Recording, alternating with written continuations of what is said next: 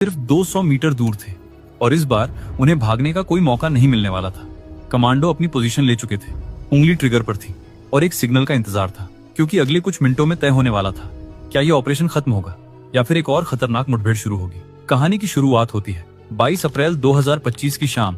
पहलगाम की वादियों में सब कुछ सामान्य लग रहा था। लिद्दर नदी के किनारे पर्यटक घूम रहे थे। कुछ लोग अपने परिवार के साथ आए थे, कुछ नए शादीशुदा जोड़े अपनी जिंदगी की शुरुआत का जश्न मना रहे थे। तभी अचानक जंगल की तरफ से 3 हथियारबंद आतंकी बाहर निकलते हैं। उनके हाथों में AK-47 और M4 कार्बाइन जैसी घातक राइफलें थीं और उनके कदमों में किसी तरह की कोई हिचक नहीं थी। कुछ ही सेकंड में उन्होंने वहां मौजूद लोगों को घेर लिया और माहौल पूरी तरह बदल गया। डरे हुए लोग कुछ समझ पाते उससे पहले आतंकियों ने एक एक करके लोगों से उनका धर्म पूछना शुरू कर दिया। जिन लोगों के जवाब उन्हें पसंद नहीं आए, उन्हें बिना किसी चेतावनी के नजदीक से गोली मार दी गई। कुछ लोगों ने जान बचाने के लिए झूठ बोलने की कोशिश की, लेकिन उनकी पहचान देखकर उन्हें भी निशाना बना लिया गया। कुछ ही मिनटों में गोलियों की आवाज पूरे इलाके में गूंजने लगी। लोग भाग रहे थे, चीख रहे थे, लेकिन गोलियों से बचना लगभग नामुमकिन था। कुछ ही पलों में 26 बेगुनाह लोग जमीन पर गिर चुके थे और पूरा इलाका खून और सन्नाटे में बदल गया था। हमला करने वाले आतंकी उतनी ही तेजी से वापस उसी जंगल में गायब हो गए जहां से वे आए थे। जब सुरक्षा बल मौके पर पहुंचे तो उनके सामने सिर्फ तबाही का मंजर था। जमीन पर बिखरा सामान, खून से सनी मिट्टी और हवा में पसरा हुआ डर साफ महसूस किया जा सकता था। ये खबर कुछ ही मिनटों में पूरे देश में फैल जाती है। दिल्ली में तुरंत हाई लेवल मीटिंग बुलाई जाती है और साफ कर दिया जाता है कि इस बार सिर्फ बयान नहीं दिया जाएगा, बल्कि ऐसा जवाब दिया जाएगा जो आने वाले समय तक याद रखा जाएगा। पहलगाम हमले के बाद पूरे देश में गुस्सा था और दबाव साफ दिखाई दे रहा था कि अब सिर्फ शब्दों से नहीं, कार्रवाई से जवाब दिया जाएगा। दिल्ली में लगातार हाई लेवल मीटिंग्स चल रही थीं और भारतीय सेना ने यह तय कर लिया था कि अब आतंकी ठिकानों को जड़ से खत्म करना ही एकमात्र रास्ता है। इसी के साथ शुरू हुआ ऑपरेशन सिंदूर। रात के अंधेरे में भारतीय वायुसेना के फाइटर जेट्स ने उड़ान भरी और LOC के पार मौजूद आतंकी ठिकानों को निशाना बनाया। यह एक सटीक और पहले से प्लान किया गया हमला था, जिसमें हर टारगेट को पहले ही चिन्हित कर लिया गया था। कुछ ही मिनटों में कई लॉन्च पैड और ट्रेनिंग कैंप तबाह कर दिए गए। लश्कर-ए-तैयबा और दूसरे आतंकी संगठनों के ठिकानों को भारी नुकसान पहुंचा और यह साफ हो गया कि भारत अब हर हमले का जवाब देने के लिए पूरी तरह तैयार है। ये सिर्फ एक जवाब नहीं था, बल्कि एक चेतावनी थी कि अब आतंकियों के लिए कहीं भी सुरक्षित जगह नहीं बची है। लेकिन इसके बावजूद एक सच्चाई अभी भी सामने खड़ी थी। पहलगाम हमले के असली तीनों आतंकी अब भी जिंदा थे। वे वही लोग थे जिन्होंने 26 बेगुनाहों को मारा था और फिर बिना किसी निशान के जंगल में गायब हो गए थे। ऑपरेशन सिंदूर ने ठिकानों को तबाह कर दिया था, लेकिन इन तीनों को नहीं। अब यह साफ हो चुका था कि असली मिशन अभी खत्म नहीं हुआ है और यहीं से शुरू होती है उस ऑपरेशन की तैयारी, जिसका मकसद सिर्फ एक था, इन तीनों आतंकियों को ढूंढकर खत्म करना। ऑपरेशन सिंदूर के बाद अब पूरा ध्यान उन 3 आतंकियों पर था जो पहलगाम हमले के बाद जंगलों में गायब हो चुके थे। भारतीय सेना, IB और RAW ने मिलकर एक बड़ा सर्च ऑपरेशन शुरू किया, जिसमें हर छोटी से छोटी जानकारी को जोड़ने की कोशिश की जा रही थी। सबसे पहले पहलगाम और आसपास के इलाकों में मौजूद लोगों से पूछताछ शुरू हुई। टूरिस्ट, लोकल गाइड, पोनी चलाने वाले और गांव के लोगों से हर डिटेल निकाली जा रही थी, ताकि आतंकियों के भागने का रास्ता समझा जा सके। जैसे जैसे जांच आगे बढ़ी, एक बात साफ होने लगी। ये आतंकी बिना योजना के नहीं भागे थे। वे लगातार अपनी लोकेशन बदल रहे थे और आबादी से दूर घने जंगलों की तरफ बढ़ रहे थे, जहां उन्हें ढूंढना बेहद मुश्किल था। इसी दौरान एक अहम सुराग मिला। एक सैटेलाइट फोन का सिग्नल कुछ सेकंड के लिए एक्टिव हुआ था। ये कोई सामान्य कॉल नहीं थी, बल्कि एक ऐसा संकेत था जिसने पूरी जांच की दिशा बदल दी। अब ये सिर्फ अंदाजा नहीं रहा था, बल्कि एक ठोस दिशा मिल चुकी थी। भारतीय एजेंसियों को यकीन हो गया था कि ये तीनों आतंकी अभी भी कश्मीर के घने जंगलों में कहीं छिपे हुए हैं और अब यह तलाश धीरे धीरे एक ऐसे मोड़ पर पहुंच रही थी जहां आतंकियों और सुरक्षा बलों के बीच की दूरी हर घंटे कम होती जा रही थी। सैटेलाइट फोन के उस छोटे से सिग्नल ने पूरी जांच की दिशा बदल दी। IB और RAW की टीमें तुरंत एक्टिव हो गईं और उस सिग्नल की लोकेशन को ट्रैक करने की कोशिश शुरू कर दी गई। ये सिग्नल बहुत कमजोर था और सिर्फ कुछ सेकंड के लिए ही दिखाई दिया था, लेकिन इतना काफी था ये समझने के लिए कि आतंकी अभी भी उसी इलाके में मौजूद है। अब सर्च ऑपरेशन को एक नए तरीके से आगे बढ़ाया गया। सिर्फ जमीन पर नहीं, बल्कि आसमान से भी निगरानी शुरू कर दी गई। ड्रोन कैमरों और थर्मल इमेजिंग की मदद से जंगल के हर हिस्से को स्कैन किया जाने लगा।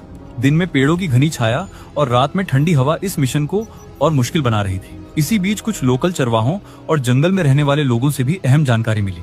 उन्होंने बताया कि पिछले कुछ दिनों में जंगल के अंदर कुछ अजनबी लोगों की हलचल देखी गई थी, जो सामान्य नहीं लग रही थी। इन सभी इनपुट्स को जोड़कर एक खास एरिया चिन्हित किया गया।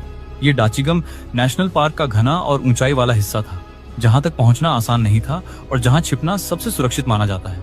अब पहली बार सुरक्षा एजेंसियों के पास एक ऐसी लोकेशन थी जहां आतंकियों के होने की सबसे ज्यादा संभावना थी। ये सिर्फ एक अंदाजा नहीं था, यह उस मिशन का पहला बड़ा ब्रेक थ्रू था और अब यह साफ हो चुका था कि अगला कदम सिर्फ तलाश नहीं होगा, बल्कि सीधा आमना सामना होने वाला है। डाचीगम के उस इलाके को चिन्हित करने के बाद अब पूरा फोकस उसी जगह पर आ गया। भारतीय सेना, आईबी और रो ने मिलकर उस एरिया को चुपचाप घेरना शुरू कर दिया। यह कोई जल्दबाजी वाला ऑपरेशन नहीं था, बल्कि हर कदम सोच समझकर रखा जा रहा था। जंगल इतना घना था कि दिन में भी साफ देख पाना मुश्किल था। ऊंचे देवदार के पेड़, ठंडी हवाएं और खामोशी, हर चीज इस मिशन को और खतरनाक बना रही थी। ड्रोन लगातार ऊपर से निगरानी कर रहे थे। थर्मल इमेजिंग में कभी कभी हल्की हलचल दिखाई देती थी, लेकिन उसे साफ पहचान पाना आसान नहीं था। नीचे जमीन पर मौजूद टीमें धीरे धीरे अपनी पोजीशन ले रही थी।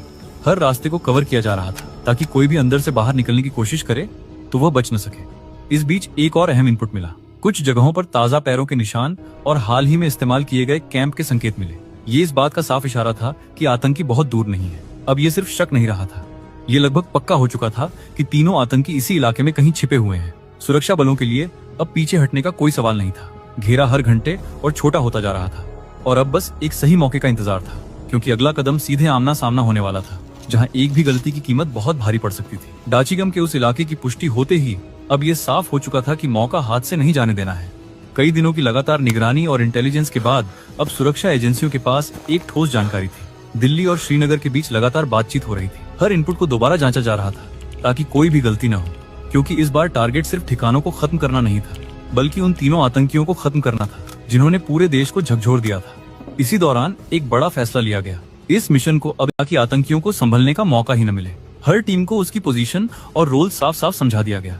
जंगल का नक्शा, ऊंचाई, रास्ते और संभावित छिपने की जगहों का बार बार अध्ययन किया गया। कोई भी कदम बिना योजना के नहीं रखा जाना था। अब सब कुछ तैयार था। कमांडो अपनी अपनी जगह पर जाने के लिए तैयार थे, हथियार तैयार थे और मिशन शुरू होने से पहले की खामोशी हर किसी को आने वाले खतरे का एहसास करा रही थी, क्योंकि अब अगला कदम सीधे उस जंगल के अंदर रखा जाने वाला था जहाँ छिपे हुए थे तीनों आतंकी। रात पूरी तरह उतर चुकी थी और डाचिगम का जंगल अंधेरे में डूब चुका था। ठंडी हवा, ऊंचे पेड़ और चारों तरफ सन्नाटा, हर चीज इस ऑपरेशन को और खतरनाक बना रही थी। इसी अंधेरे का फायदा उठाते हुए पैरा स्पेशल फोर्सेस की टीमें धीरे धीरे जंगल के अंदर बढ़ने लगी।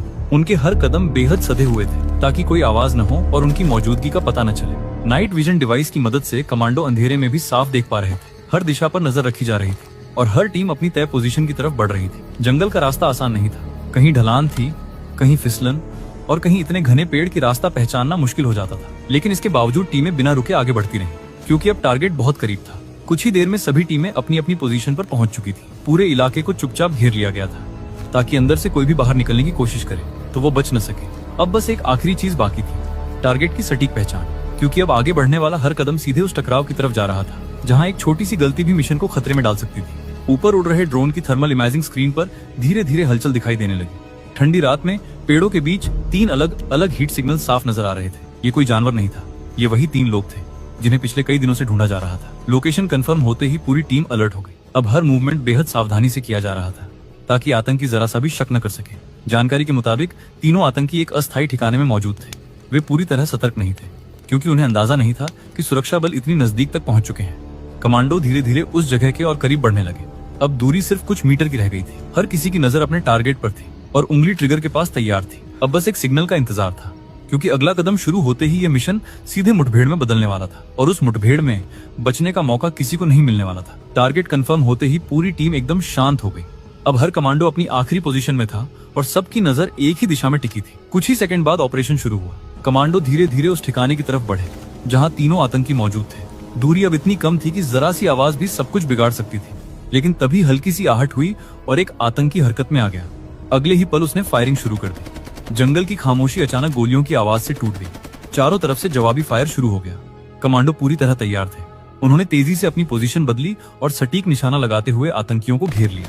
मुठभेड़ ज्यादा लंबी नहीं चली, लेकिन हर सेकंड बेहद खतरनाक था। घने जंगल के बीच गोलियों की गूंज और तेज हो गई थी। कुछ ही मिनटों में पहला आतंकी ढेर हो गया। बाकी 2 ने बचने की कोशिश की, लेकिन अब वे पूरी तरह घिरे हुए थे। एक के बाद एक तीनों आतंकियों को मार गिराया गया।